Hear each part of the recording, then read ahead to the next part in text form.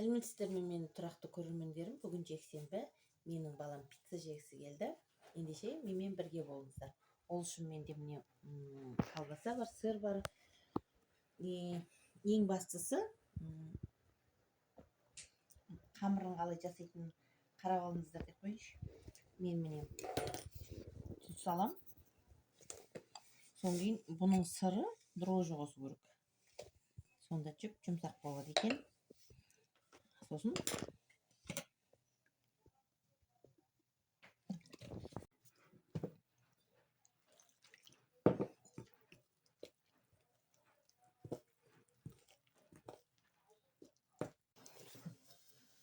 сондай қатты да емес, жұмсақ та емес, средний қамыр дайындадым.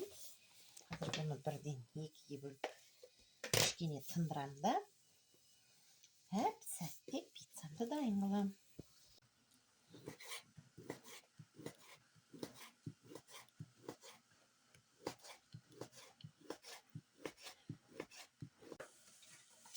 Әп-сәтте осындай жұқа жайып нанды.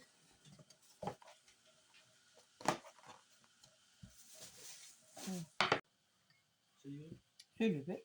Төсек жинап жүрсіңдер ғой да. Соның астынан напаза дейін бірдей көріп жүрсің бе? Спрей.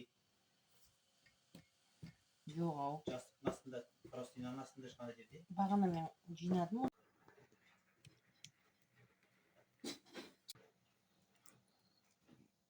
Соленый огурцы мен балам қосқызбай отыр. Негізі мен қосқым кеп тұр.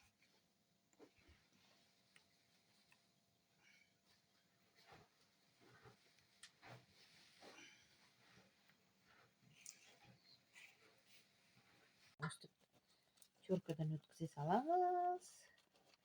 Қайтадан салам деп айтпаймын. Осының өзі-ақ жетеді. Тек ыстық болып тұрған кезінде теркалай салам. Осылайна. Осының өзі де күшті болады. Сырым өзінен өзі еріп кетті. Бисмиллах деп енді дәмін көрейік. Бисмиллах.